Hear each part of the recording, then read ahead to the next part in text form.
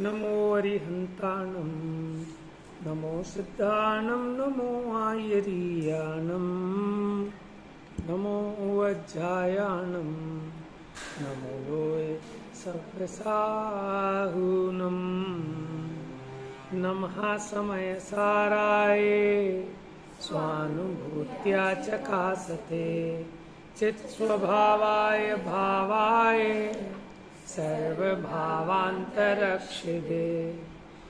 वन्दितु सर्वसिद्धे ध्रुवमचलमणो वमं गदिं पत्ते बोच्छामि समयपाहुरे नमो सुरकेवली वणिदम्। कुछ प्रश्न पूछ लें आप लोगों से। चलिए बताइए, समय सार किसने लिखा? बताओ जल्दी जल्दी। हाँ, कुंदाचार्य। आत्मख्याति किसने लिखी? बताओ स्वस्ति। तात्पर्य वृत्ति किसने लिखी? अनिमेषा जयसेनाचार्य। ठीक है, हाथ नीचे। तात्पर्य वृत्ति और आत्मख्याति क्या है? बताओ आगे। समय सार ग्रंथ की टीका। टीका का मतलब क्या होता है? कहते हैं ना ज्यादा टीका मत करो, बस। टीका माने टीका, टिप्पणी। हाँ, ठीक है, उसका विस्तार करना, उसका खुलासा करना, वो टीका है। तो अनेक अनेक आचार्यों ने, विद्वानों ने समय सार जी की टीकाएं की। समय सार माने जो मूल प्राकृत की गाथाएं हैं। बेटा ध्यान से सुनो। आप एक काम करो, अपनी चौकी इस चौकी के साथ मिला लो, मिला लो, इसको जरूरत नहीं। ध्यान से देख, ग्रंथ ठीक है। ग्रंथ थोड़ा इधर को रख ले, कॉपी उधर रख ले। ग्रंथ इधर को रख ले, कॉपी उधर रख ले, जैसा मर्जी एडजस्ट कर। चलिए, टाइम नहीं है अब, इसलिए इधर उधर डाइवर्ट नहीं होंगे। आधे घंटे का समय है और बहुत कुछ पढ़ना है। बेटा ध्यान इधर रखोगे, बिल्कुल इधर उधर कहीं नहीं चलेगा किसी का ध्यान। सोएगा कोई नहीं, ठीक है? क्योंकि टाइम थोड़ा है। मैं इन चीज़ों के लिए, क्योंकि उसके लिए क्या है कि फिर रोचकता के लिए फिर बीच में उदाहरण दृष्टांत चाहिए, उतना अपने पास टाइम नहीं है। ध्यान से देखेंगे मुझे, तभी समझ में आएगा। क्या कहा? क्या प्रश्न पूछा था मैंने अभी? टीका किसे कहते हैं? ठीक है ना, जो प्राकृत की गाथाएं, जैसे वंदितु सव्व सिद्धे, ऐसी ऐसी जो 415 गाथाएं हैं, वो है एक्चुअल में समय सार। उस समय सार को समझाने के लिए परवर्ती आचार्यों ने उसका खुलासा किया। खुलासा कैसे किया? जैसे किसी विद्वान ने हिंदी में किया, किसी आचार्य ने संस्कृत में किया। तो संस्कृत के उसके ऊपर जो टीका लिखी गई है, देखिए मैं आपको दिखाता हूँ इसमें। देखिए, पेज नंबर निकालिए आप। जैसे पेज नंबर 5 निकालिए जल्दी से। निकल गया सबका? सबसे ऊपर लिखा है ना, वंदितु सव्व सिद्धे। ये क्या है? प्राकृत की गाथाएं हैं। इस प्राकृत की गाथा का संस्कृत अनुवाद किया। दिख रहा है नीचे, वंदित्वा सर्व सिद्धान ध्रुवा मचल, है ना? ये इसका संस्कृत अनुवाद है। नीचे देखिए, हरि गीत छंद दिख रहा है आपको? ये हिंदी के होते हैं छंद। संस्कृत के जितने भी हैं उनको कहते हैं श्लोक। यहाँ कलश कहेंगे, कलश यहीं कहा, लेकिन सब जगह श्लोक कहलाते हैं वो। ठीक है, प्राकृत की हैं गाथाएं, गाथा छंद में निबद्ध है। जैसे नमोकार मंत्र, वो भी गाथा छंद में लिखा गया है। अलग अलग छंद हो सकते हैं ना प्राकृत में भी। जैसे आपका योग सार है, वो दोहा में है, वहाँ गाथाएं नहीं है। वो जो प्राकृत में लिखा गया, सुनेंगे जरा एक योग सार का कोई जोर से, जैसे घर में बोलते हैं जोर से, एकदम सुनाई नहीं दे रहा अभी, पीछे तक आवाज जानी चाहिए, जोर से बोल। ओए होए, रहने दे आवाज तेरी। देखो, अच्छे कामों में आवाज नहीं निकलती। घर में इतने जोर से बोलता है, उसको कहते धीरे बोल, ऊपर नीचे सब जगह आवाज जाएगी। कुछ भी बोलता है एकदम फटाका, यहाँ बोल एकदम जोर से।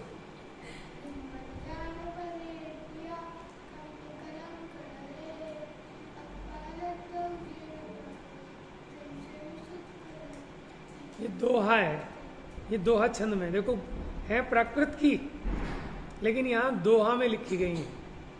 तो ऐसे अलग अलग भी हो सकती है, लेकिन ज़्यादातर जो गाथाएं हैं वो गाथा छंद में पाई जाती है, इसलिए हम इसको गाथा बोलते हैं। ठीक है, अब देखिए इधर, ये ध्रुव अचल अरु अनुपम गति पाए हुए सब सिद्ध को, देखो बेटा ये है हिंदी का अनुवाद, किसका? उस गाथा का हिंदी अनुवाद। प्राकृत की गाथा का ऊपर संस्कृत अनुवाद है, फिर ये नीचे हिंदी अनुवाद है। अब टीका कहाँ है? देखो पेज पलटो, पेज नंबर 6 पर देखो, सबसे ऊपर लाइन के ऊपर, अथ प्रथमतः एव स्वभाव भूततया, है ना। ये जो संस्कृत है ये है टीका। क्या है ये? वो जो गाथा थी उस गाथा को समझाने के लिए अमृतचंद्र आचार्य ने ये संस्कृत टीका लिखी है। समझ में आ गया टीका किसको कहते हैं? अब इस टीका का हिंदी में अनुवाद नीचे है, देखो नीचे लिखा है टीका। यहाँ अथ शब्द मंगल के अर्थ को सूचित करता है। समझ में आ रहा है? वो जो ऊपर संस्कृत में टीका लिखी है अमृतचंद्र आचार्य ने, बाद में विद्वानों ने अथवा शायद जयचंद जी छाबड़ा ने उसका हिंदी में लिखा है। लेकिन इसके अलावा आगे चलिए, इसमें सबसे नीचे भावार्थ लिखा है, पेज नंबर 6 पर भावार्थ। ये भावार्थ लिखा है जयचंद जी छाबड़ा ने। किन्होंने? समझ गए भावार्थ क्या होता है? जो आपने बात समझाई, अब इन शॉर्ट हमें थोड़ा समझा दो उसको आसान शब्दों में, कि आप कहना क्या चाहते हो। ठीक है ना, उसको शॉर्ट में, वो भावार्थ हो गया। बात समझ में आ गई आपको? टीका क्या है? अब बीच बीच में कई बार गाथा से पहले गाथा के बाद अमृतचंद्र आचार्य ने अपनी टीका में कुछ संस्कृत के श्लोक, यानी कोई मालिनी छंद है, कोई शालिनी छंद है ना, अलग अलग सुंदर सुंदर छंदों में जो श्लोक लिखे हैं उनको कहते हैं कलश। क्या कहते हैं? ठीक है। अब हम सबसे पहले अमृतचंद्र आचार्य ने पहला कलश लिखा, जो भी हमने पढ़ा। सामान्य अर्थ देखिए पहले फटाफट। कलश आपके सामने है पेज नंबर 1 पर। जल्दी जल्दी बेटा, बहुत फास्ट, 1 नंबर पेज निकालो जल्दी से। बुक सीधी कर लो आप, उसको जरूरत नहीं है, उसको याद है वो, है ना। देखो नमहा, नमहा मैंने नमस्कार। ज़्यादा लिखने के चक्कर में नहीं पढ़ना, घर पे लिखना, हो नहीं पाएगा। समय साराए, समय सार के लिए। समय सार का अर्थ हमने कल परसों बताया था। स्वानुभूत्या चकासते, ये पहला विशेषण है। मैंने जिस समय सार को नमस्कार कर रहे हैं वो समय सार कैसा है? ठीक है, स्वानुभूत्या चकासते एक विशेषण। दूसरा विशेषण चित्त स्वभावाय, यानी चित्त स्वभाव है। तीसरा भावाय, माने भाव स्वरूप है। चौथा सर्व भावांतरक्षिदे। ठीक है, चौथा विशेषण क्या है? सर्व भावांतरक्षिदे, यानी सर्व भावों के अंतर छिदे।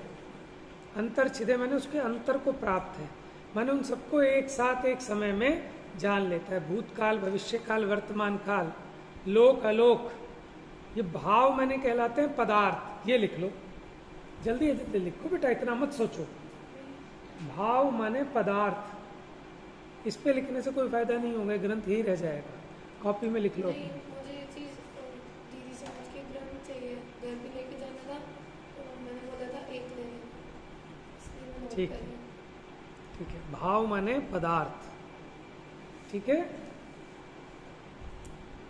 अब सबसे पहले जिसकी आप चर्चा कर रहे हो, पहले तो ये समझना जरूरी है कि जिसकी आप कथा सुनाओगे वो है भी या नहीं। जैसे बंध्यासुत विवाह वर्णन सुनाया आपने, कि बांझ स्त्री के पुत्र के विवाह में गया, वाह क्या शोभा थी, वहां आकाश के फूल थे।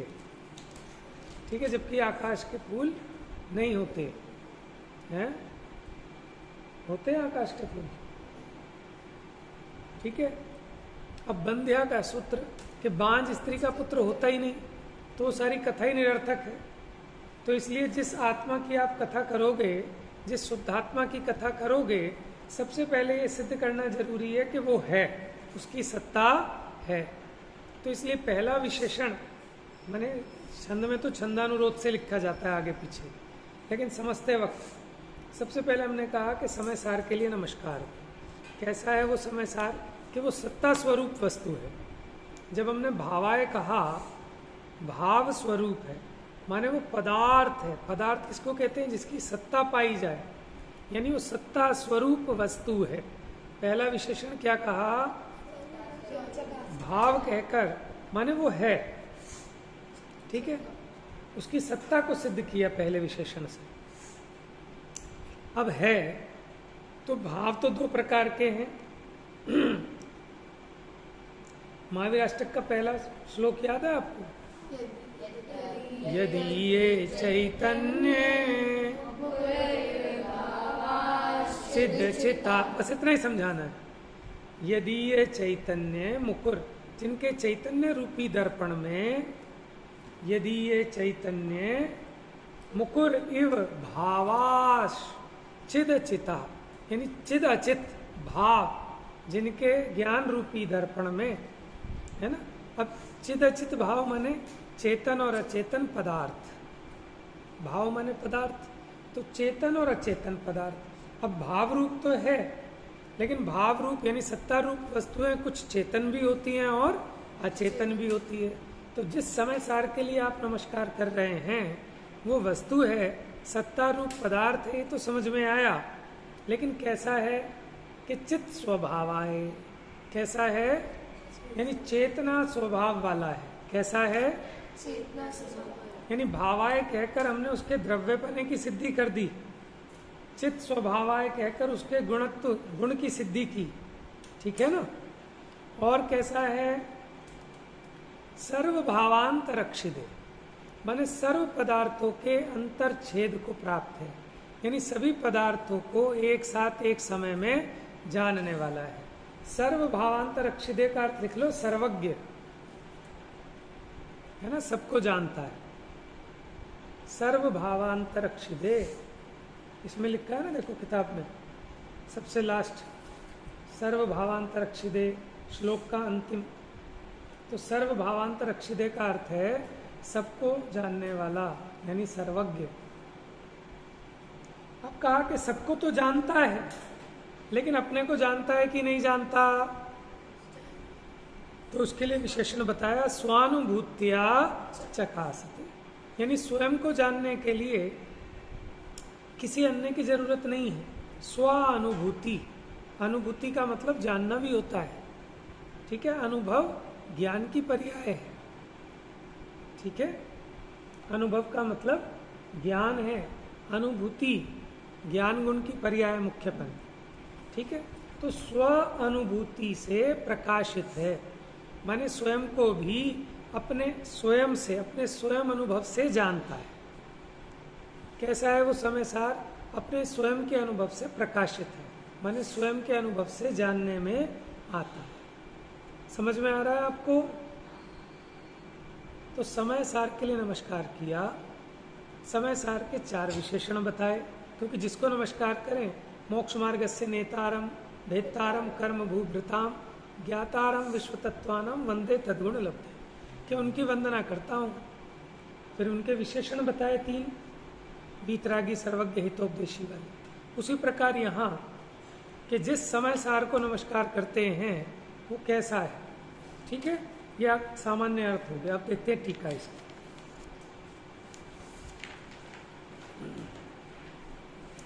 समय माने जीव नामक पदार्थ, कल बताया था ना आपको, परसों भी बताया था। समय का मतलब यहाँ क्या है? जीव पदार्थ। उसमें सार माने जो द्रव्य कर्म, भाव कर्म, 9 कर्म रहित शुद्ध आत्मा, उसे मेरा नमस्कार। इतनी बात समझ में आ गई सबको? द्रव्य कर्म पता है, ज्ञानावरणादि जो 8 उद्गल कर्म हैं उन्हें कहते हैं द्रव्य कर्म। भाव कर्म क्या है? मोह राग द्वेष आदि के भाव। और 9 कर्म क्या है? शरीर और शरीर से संबंधित। समझ में है? जितने संयोग अपने को अपने कर्म के उदय से प्राप्त हुए हैं या जिनके निमित्त से नया कर्म बंधता है, वो सब 9 कर्म है। लिखना चाहो लिख लो, 9 कर्म लिख लो। बहुत अच्छी परिभाषा है ये।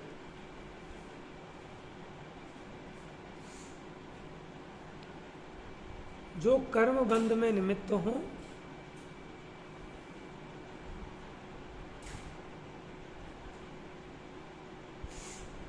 अथवा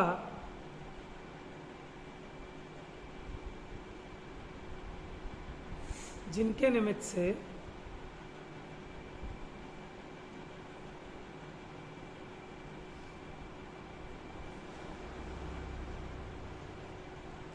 कर्म का फल, जिनके निमित्त से कर्म का फल भोगा जाए,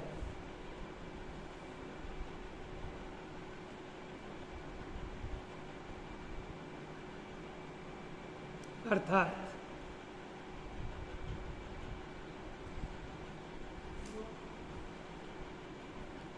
शरीर आदि संयोग।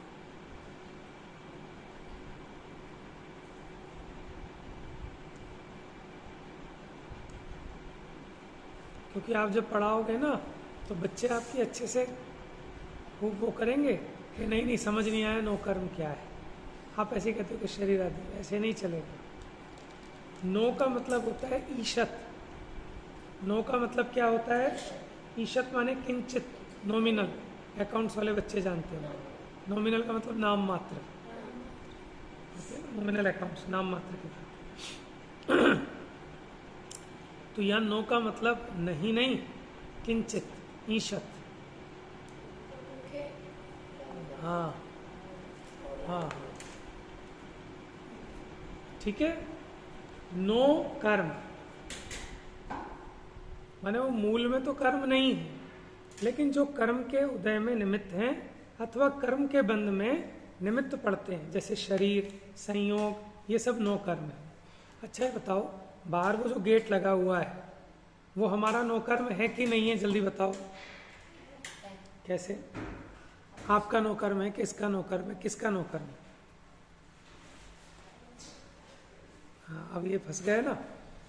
देखो बेटा, अगर इस गेट को देखकर आप कर्म बांधते हो अपना नया कि गेट तो बहुत अच्छा है, गेट तो बहुत खराब है, अच्छा हुआ है गेट मजबूत वाला लग गया, तब ये आपका नो कर्म है, क्योंकि इसके माध्यम से आप नवीन कर्म में निमित्त पड़ रहा है आपको, नवीन कर्म बंध में।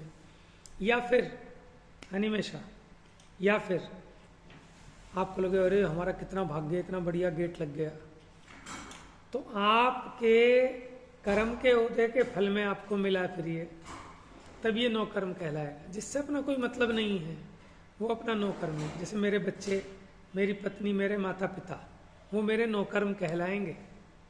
समझ में आया? कोई राह चलता व्यक्ति वो मेरा नो कर्म नहीं है, लेकिन उसको देखकर अगर मैं राग द्वेष करूं, अच्छा बुरा मानूं, तब वो मेरा नो कर्म हो जाएगा। बात समझ में आ रही है? ठीक है, आपको समझाने के लिए बताइए ये बात। परिभाषा तो लघु जैन सिद्धांत प्रवेशिका में भी देख सकते हैं आप। याद है किसी को? नो कर्म की परिभाषा है उसमें। मैंने लेकिन एक जगह और पढ़ा था कि वो काउंटिंग से भी नो बताया था। जैसे 5 प्रकार के तो शरीर होते हैं, नहीं 5 प्रकार के शरीर होते हैं ना। कौन कौन से? औदारिक, विक्रिय, कारक, तेजस और कारमान। ठीक है, 5 प्रकार के शरीर, और 3 और चीजें थी, क्या थी? मन, वचन, काया या क्या? तो कहीं मैंने ऐसा भी पढ़ा था कि नो कर्म में 9 चीजें भी गिनाई गई हैं। ठीक है, आप भी पढ़ते हो, ध्यान रखना, कहीं पे ऐसा है। लेकिन यह नो का मतलब 9 की संख्या से नहीं है, नो का मतलब ईशत है। ठीक है, और काउंटिंग में 9 ही होंगे ऐसा नहीं है। हाँ, कहीं ऐसा पढ़ा था। पर्याप्तियां कितनी होती हैं? 6 पर्याप्तियां और 3 शरीर, ऐसा भी पढ़ा मैंने कहीं। तो उसको भी उन्होंने नो कर्म कहा। 5 होते हैं ना, औदारिक, वैक्रिय, आहारक, मेन तो तेजस, कारमान तो सभी के सदा काल है। गति के हिसाब से 3 अलग अलग होते हैं। तो खैर, अलग अलग विद्वान अपने अलग अलग तरीके से अपनी अपेक्षा से कह देते हैं, लेकिन नो का मतलब ईशत है। ठीक है, तो ये समझाने के लिए मैंने इस तरह का लिखाया है। ठीक है, द्रव्य कर्म, भाव कर्म, नो कर्म से रहित। सार का मतलब होता है हितरूप, सार का मतलब हित रूप। तो अपने को कैसा आत्मा हित रूप है, कैसा आत्मा प्राप्त करने योग्य है, कैसा आत्मा उपादेय है कि शुद्ध आत्मा। शुद्ध क्यों कहा कि जो द्रव्य कर्म भाव कर्म 9 कर्म से आत्मा कैसा हो रहा है, अशुद्ध हो रहा है। द्रव्य कर्म भाव कर्म 9 कर्म से आत्मा अशुद्ध हो रहा है। तो जिसने द्रव्य कर्म भाव कर्म 9 कर्म को मेट दिया वो आत्मा कैसा हो गया, शुद्ध हो गया। तो हमें भी ऐसे ही आत्मा चाहिए ना, शुद्ध आत्मा। कहाँ से मिलेगा, कहीं बाहर से नहीं लाना, ये अपना ही आत्मा, इसमें ये द्रव्य कर्म भाव कर्म 9 कर्म से रहित हो जाए तो ये शुद्ध हो जाए। जैसे खान में से जो सोना निकलता है कैसा होता है, किट्ट कालिमा सहित होता है। मोक्ष मार्ग प्रकाशक अध्याय 2 पढ़ा होगा आपने, किट्ट कालिमा सहित निकलता है। अब हमने देखा किसी शोरूम पर कि कितना सुंदर सोना है, ठीक है। अब वो सोना कहाँ से आएगा, कोई दूसरे का तो आपको मिल नहीं सकता, लेकिन ये जो आपका सोना है ये भी वैसा ही शुद्ध हो सकता है। समझ में आया, वो वाला सोना तो व्यक्ति अपेक्षा शुद्ध है, लेकिन आपका सोना भी शक्ति रूप से शुद्ध है, क्योंकि उसमें उसी आपके पास जो सोना है जो कोयले जैसा काला दिख रहा है, उसमें भी बिल्कुल वैसा ही शुद्ध सोना बनने की योग्यता है। लेकिन कैसे, अब वो जो किट्ट कालिमा सहित स्वर्ण निकला, स्वर्ण पाषाण, उसको क्या करते हैं, पहले धोते हैं, फिर उसको अग्नि में जलाते हैं, तपाते हैं, तो उसके अंदर की जितनी भी किट्ट कालिमा है वो जलकर नष्ट हो जाती है। फिर उसको धुलाई वुलाई करते हैं तो बिल्कुल एकदम साफ स्वर्ण निकलता है। फिर उसको घिसते हैं तो उसमें उसकी चमक आती है, समझ में। फिर वैसे ही शुद्ध स्वर्ण बन जाता है। तो उसको शुद्ध करने के लिए बाहर से कुछ नहीं लाना, बल्कि यहाँ जो द्रव्य कर्म भाव कर्म 9 कर्म का मैल है उसको हटाना है, तो फिर ये शुद्धात्मा व्यक्त हो जाएगा। सिद्ध भगवान प्रगट शुद्धात्मा है और उनको देखकर हमें ख्याल में आता है कि ये भी पहले हमारी तरह शुद्ध थे। क्या है, भूतकाल प्रभु आपका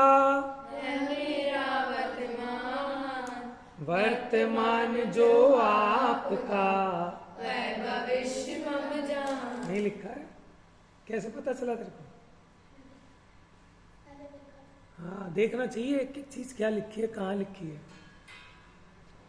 इसका मतलब समझ में आ गया कि आप जो भूतकाल में थे ना जैसे, वैसा मैं आज हूं, ठीक है। और जैसे आप आज हैं वैसा मैं भविष्य में होऊंगा।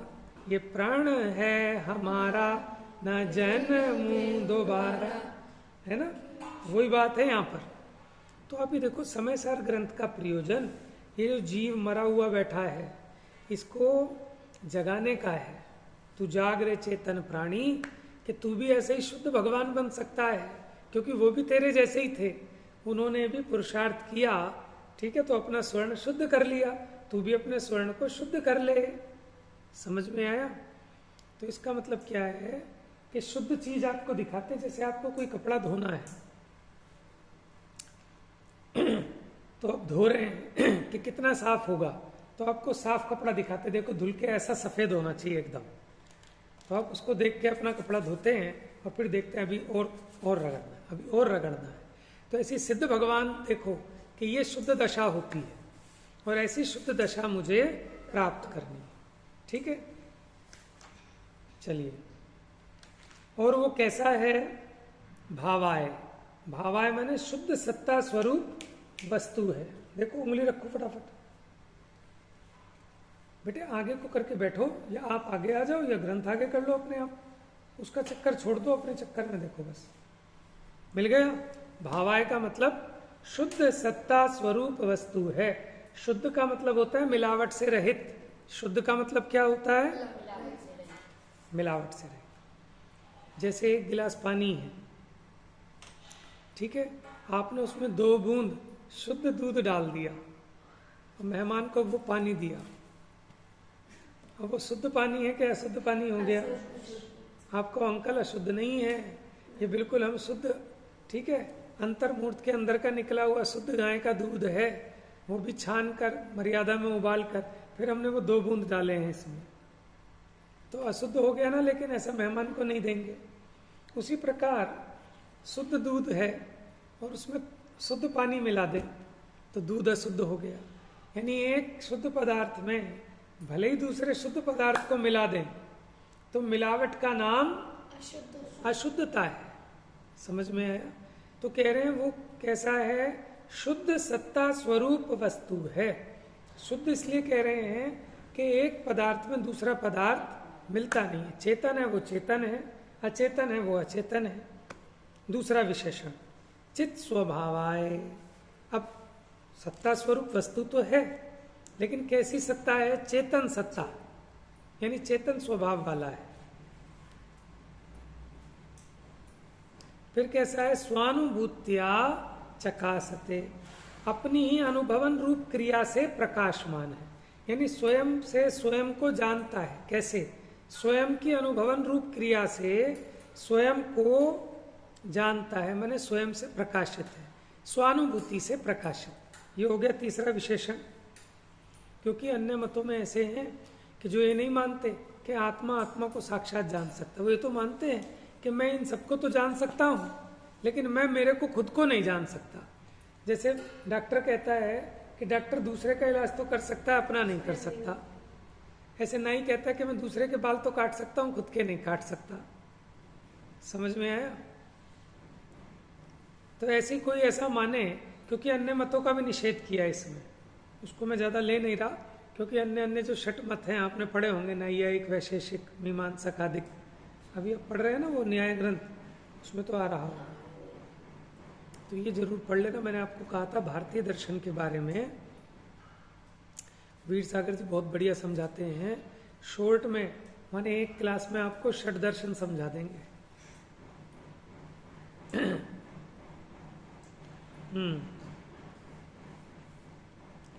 तो अपने से अपने को जानता है। इस विशेषण से आत्मा को और ज्ञान को सर्वथा परोक्ष मानने वाले, परोक्ष उनका खंडन हो गया कि स्वयं अपने को नहीं जानता, ऐसे मानने वाले नैयायिकों का भी हो गया। तो हमने क्या कहा? स्वयं से स्वयं को अनुभवन क्रिया से जानता है। और कैसा है? सर्वभावांत रक्षित। सर्वभाव, देखो एक होता है भाव, एक होता है भावांतर। क्या अंतर है दोनों में? भाव और भावांतर। द्रव्य द्रव्यांतर, क्षेत्र क्षेत्रांतर। क्या होता है? उससे अलग, उसके अलावा जो है। तो हमने कहा भाव भावांतर, यानी मैं तो भाव स्वरूप वस्तु और मेरे अलावा जितने हैं उन सबको क्या कहा? भावांतर। देखो अपने से अन्य, अपने को तो स्वानुभूति से जान लिया, और अब अपने से अन्य जितने हैं चराचर पदार्थ, जीवाजीव पदार्थ, उनको एक साथ एक ही समय में जानने वाला है। ठीक है? अक्षिदे माने जानने वाला। आपने अक्खा पढ़ा था ना एक जगह, अक्खा। अक्खा माने क्या था? इंद्रियां, अक्ष, है ना? तो ऐसे ही यहाँ अक्षिदे माने ग्रहण करने वाला, जानने वाला। तो सर्वभावांतर अक्षिदे, सर्व भावांतरों को एक साथ एक समय में जानने वाला, यानी सर्वज्ञ हो गया।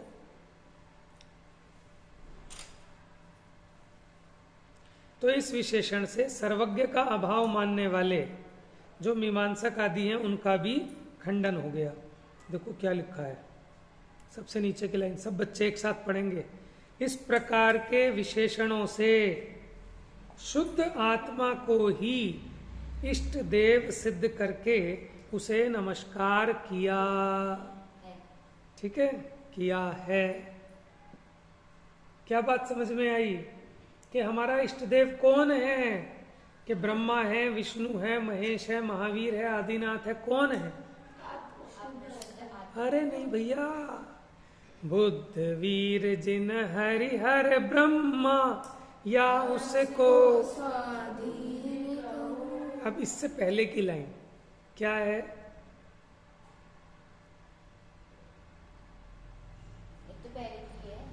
सबसे पहली लाइन जिससे स्टार्ट है, जिसने राग द्वेष कामादिक जीते सब जग जान लिया, सब जीवों को मोक्ष मार्ग का निष्प्रह हो उपदेश दिया।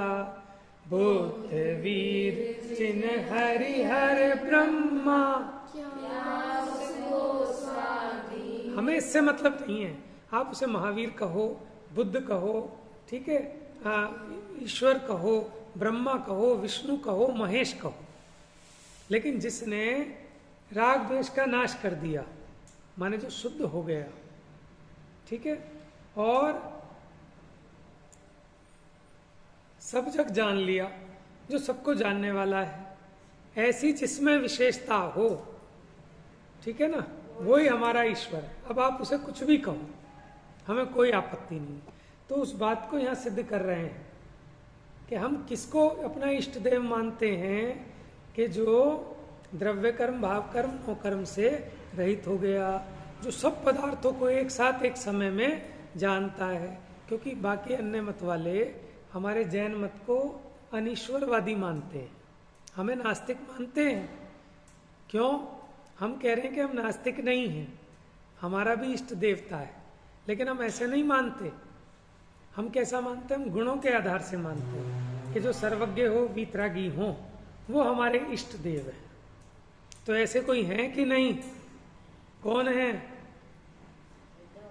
देखो, अगर संपूर्णता की अपेक्षा देखें तो सिद्ध भगवान ही है, फिर माने प्रकारांतर से, उपलक्षण से अनंत भी हैं, ठीक है, क्योंकि उनके भी चार घातीय कर्मों का अभाव हो गया। अब इसका मतलब कोई अर्थ इसका ऐसा भी निकाल सकता है, देखो अलग अलग विद्वान अपनी अलग अलग टीकाएं लिख सकते हैं, अलग अलग अपेक्षाओं से एक ही गाथा का अर्थ सौ प्रकार से निकाला जा सकता है, इसलिए आपत्ति कुछ नहीं है, लेकिन अपेक्षा समझ में आनी चाहिए। देखो, इसका अर्थ को इस प्रकार भी निकाल सकता है कि शुद्ध आत्मा को ही, किसको? शुद्ध आत्मा इष्ट देव सिद्ध करके उसे नमस्कार किया। लेकिन यह समस्या ये आती है कि निश्चय नहीं की अपेक्षा नमस्कार वंद वंदक भाव नहीं होता, तो फिर वह नमस्कार का अर्थ होगा कि उस स्वरूप में झुकना, स्वरूप में लीन होना, ठीक है। तो देखो, मुख्य बने तो यहाँ साक्षात जो अनंत सिद्ध परमात्मा है वो हमारे इष्ट देव हैं, ये सिद्ध हो गया। वो कैसा स्वरूप है उनका? कि वो सत्ता रूप है, और कैसे हैं? चेतन सत्ता रूप है, और कैसे हैं? कि अपने आप को स्वयं से प्रत्यक्ष अनुभवन क्रिया से प्रकाशित हैं, और जगत के समस्त चराचर पदार्थों को एक साथ एक समय में जानते हैं, ठीक है। ऐसे शुद्धात्मा को नमस्कार हो। क्योंकि पहले जीव को ये तो समझ में आए कि जगत में ऐसा कोई पदार्थ भी है क्या, कोई ऐसा हो सकता है क्या। पहले हमें जैसे माने हमें किसी को कहना हो कि बेटा तुम इतनी पढ़ाई करो, अरे ये तो पॉसिबल ही नहीं है कि इतना पूरा ग्रंथ ऐसा एज इट इज रट सके, इम्पॉसिबल, तो उसका पुरुषार्थ नहीं जगेगा। अब हम उसको दिखाएं कि नहीं है ऐसा। कर्नाटक प्रांत में उस नगरी में एक बच्ची रहती है जो कि 10 साल की है, उसको ये पूरा समय सार आद्योपांत कंठस्थ है। अच्छा सुनाओ, दिखाओ, फिर हम आपको दिखाएं। अब उसको देखने के बाद आपको क्या होगा कि अभी जो आप हिम्मत हारे बैठे थे, अब आपका पुरुषार्थ जगेगा। अरे जब ये बच्ची कर सकती है तो हम क्यों नहीं कर सकते। समझ में आया? तो फिर अपना बल बनता है और फिर हम भी कर लेते हैं। तो इसलिए तरीका यही है कि पहले वो चीज़ पहले सैंपल दिखाया जाता है, फिर बाद में माल तैयार होता है कि देखो ऐसा। आपको कोई पेंटिंग बनानी है तो पहले वो असली पेंटिंग बना दिखाई जाएगी, तो फिर आप उसको देख देख कर अपने इसमें भी पेंटिंग बना लेंगे, ठीक है। तो व्यक्त शुद्ध आत्मा सिद्ध परमात्मा है, तो उनको दिखाकर ये बताया देखो ये भी आप जैसे थे, आप भी इनके जैसे बन सकते हो। अब इसमें आगे बात आएगी कि कैसे बने, कैसे बन सकते हैं, क्योंकि हमारा प्रयोजन तो यही है ना कि हमें शुद्धात्मा की प्राप्ति कैसे हो। तो शुद्धात्मा कहीं बाहर से नहीं आना, सबके पास शक्ति अपेक्षा है कि अब आप इसको धोओगे। देखो एक समयसार नाटक का एक पद है बहुत सुंदर, भेद ज्ञान साबू भयो समरस निर्मल नीर, धोबी अंतर आत्मा धोवे निज गुण चीर। चीर माने क्या होता है? सुना होगा आपने द्रौपदी का चीर हरण हुआ था। चीर माने वस्त्र, चीर माने जागो चेतन प्राणी, चीर माने जोर से, दम निकला हुआ है बिल्कुल। जोर से बोलो, जय महावीर। कितने बजे सो जाते हो रात को? 1 बजे? 1:30 नहीं होते, 1:30 होते। थोड़ा कोशिश किया करो टाइमली सोने की।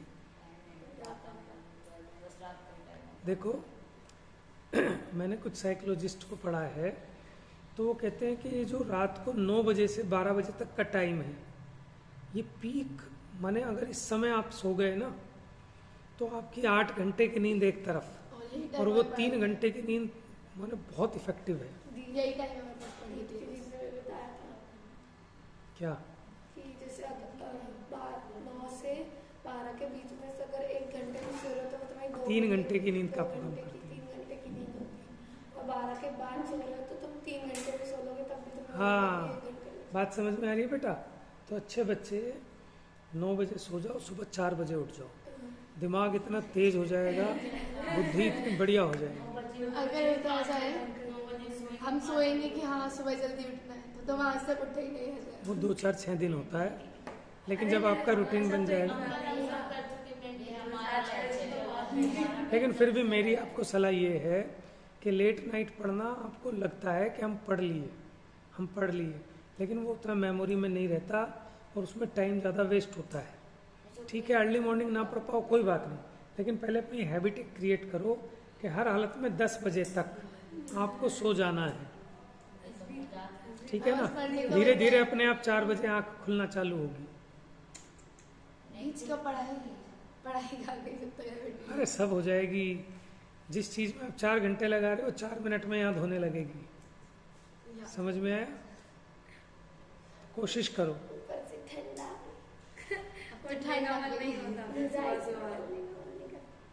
कोई बात नहीं, हो जाएगा धीरे धीरे। लेकिन आप ये सोचो, आप जैसा अपने आप को बनाओगे वैसा ही बॉडी हो जाती है। ठीक है ना? इससे जितना काम लोगे ना उतना सही रहेगा शरीर, और जितना इसको प्रमाद करोगे पोषण उतना बिगड़ता है। अब बच्चों को हम जितना टाइट रखते हैं उतने सही रहते हैं, और इनको जितना हम ढीला छोड़ दें तो बिगड़ते चले जाएंगे। कईयों के बच्चे देखे होंगे माँ बाप के सर पे बैठ के कूदते रहते हैं। आप भी सोचते हो पता नहीं कैसे मम्मी पापा हैं, अपने बच्चों को समझा नहीं सकते क्या, रोक नहीं सकते क्या। तो उन्होंने ढील छोड़ दी तो वो इतने ढीले हो गए कि पूछो मत। और अगर आप थोड़ा टाइट रखते हो तो बिल्कुल ठीक चलता है। तो इसलिए अनुशासन, स्वयं से अपना अनुशासन करना है। तो भैया आप लोगों को ये समझ में आया? इसका अर्थ, सामान्य अर्थ समझ में आ गया? एक कलश हुआ है लेकिन बड़ा इंपॉर्टेंट कलश है। ठीक है, एक बार इसको रिकैप्चुलेट कर लेते हैं। नमः समय साराय, समय सार के लिए नमस्कार हो। समय माने जीव पदार्थ, उसमें सारभूत माने जो द्रव्य कर्म भाव कर्म नो कर्म से रहित शुद्ध आत्मा, वो है समय सार। उनके लिए नमस्कार हो। कैसे हैं? उनके 4 विशेषण बताए कि भाव स्वरूप है, सत्ता रूप पदार्थ है, कि इन्हीं की कपोल कल्पना हो कि शुद्धात्मा होता होगा कोई सुप्रीम पावर, के हैं। कैसे हैं? चित स्वभाव वाले हैं, स्वानुभूति से प्रकाशित हैं, सर्वभावांतरक्षिदे हैं। सर्वभावांतरक्षिदे माने सबको एक साथ समय में जानने वाले हैं। ठीक है, उनके लिए नमस्कार। तो देव हो गए हमारे इष्ट देव। अब दूसरा नंबर किसका आएगा? जिनवाणी का। कलश पढ़ लेते हैं, चर्चा कल करेंगे। पढ़ना सीख लो इसको। अनंत, नेक्स्ट पेज नंबर 2। अनंत धर्मणस्तत्वम्, जोर से,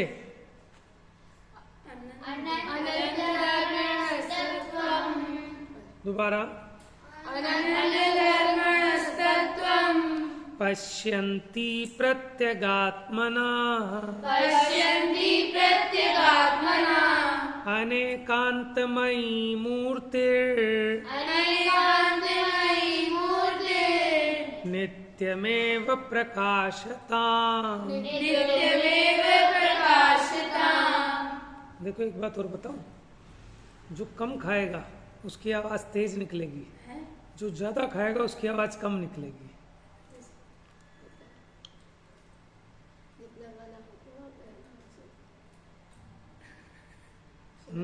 देखो एक और नीति है, जो कम खाता है वो अधिक खाता है, जो अधिक खाता है वो कम खाता है। कारण क्या है कि जो कम खाता है ना तो उसको पूरा पचा पाता है, शरीर में बीमारी पैदा नहीं होगी। जैसे किसी के हाथ में दर्द, पैर में दर्द, ये पता है क्यों होता है कि जो भोजन पचता नहीं है, माने अगर हमने अपने ताकत से ज़्यादा खाया, ज़्यादा कम की कोई संख्या नहीं है कि 20 रोटी ज़्यादा है कि 2 रोटी कम है। हो सकता है 2 रोटी भी किसी को ज़्यादा हो और 20 रोटी भी किसी को कम हो। पाचन के हिसाब से है ना कि जो भोजन पचता नहीं है वो शरीर में आंव पैदा करता है। क्या? आंव यानी आम वात। गैस तो करता ही है, लेकिन एक चिकना चिकना पदार्थ होता है शरीर में, आंव होती है, तो वो बड़ी खतरनाक चीज़ है। वो क्या करती है, शरीर में दर्द करती है और बीमारी की बहुत बड़ी भयंकर जड़ है ना। तो हमारा शरीर वो बीमारी के चक्कर में फंसा रह जाता है, तो हम स्वस्थ कहाँ से रहेंगे? अगर हम स्वस्थ होंगे, वो क्या कहते हैं, स्वस्थ शरीर में ही स्वस्थ मस्तिष्क का निवास होता है। ये सब चीज़ें भी आपको समझनी जरूरी हैं, है ना। क्या है? Sound mind in A sound body, है ना। अगर आपकी बॉडी साउंड नहीं है, स्वस्थ नहीं है, हेल्थी नहीं है, तो आपका दिमाग भी काम नहीं करेगा। ठीक है, तो उस चीज़ों पे भी आपको ध्यान रखना चाहिए थोड़ा सा। अनेकांतमयी मूर्तिर, अनेकांत की मूर्ति नित्यमेव प्रकाशतम, हमेशा प्रकाशित रहे। तो जिनवाणी को नमस्कार किया है, ये हमारी जिनवाणी स्तुति भी हो गई। जिनवाणी स्तुति यही करनी चाहिए, शॉर्ट में करनी। जैसे हम बोलते हैं ना, जावाणी के ज्ञान से सूझे लोकालोक, सो वाणी मस्तक नमो सदा देव।